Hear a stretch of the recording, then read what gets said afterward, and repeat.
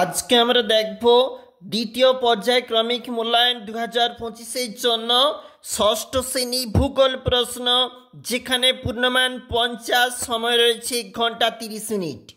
বিকল্পগুলি থেকে সঠিক উত্তরটি নির্বাচন করে লেখো। 1 গুণ 6।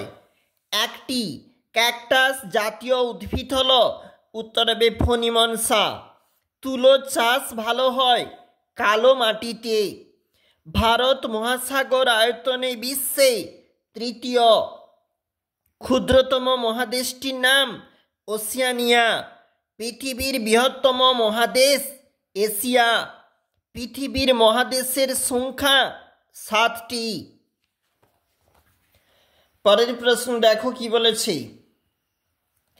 শূন্যস্থান পূরণ। 1 গুণ 3। আন্টার্কটিকায় গড়ে ওঠা ভারতের প্রথম গবেষণা কেন্দ্রটি দক্ষিণ গঙ্গোত্রী। গির অরণ্য গুজরাট রাজ্যে অবস্থিত।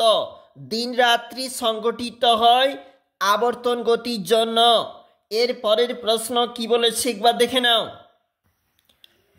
লু বলতে কি বলছো? আন্টার্কটিকায় জীবন্ত আগ্নেয়গিরিটির নাম মাউন্ট এরেবাস। পশ্চিমবঙ্গের জলবায়ু কি প্রকৃতির? ক্রান্তীয় মৌসুমী প্রকৃতির। নীল গ্রহ কোন গ্রহকে বলা হয়? পৃথিবীকে বলা হয়। কোন ভেষজ উদ্ভিদ অ্যান্টিবায়োটিকের কাজ করে? এগুলা রয়েছে 2 নম্বরের প্রশ্ন। পরবর্তী পেজ যেখানে রয়েছে পরবর্তী প্রশ্ন, এগুলা রয়েছে 3 নম্বরের প্রশ্ন এবং রয়েছে 5 নম্বরের প্রশ্ন।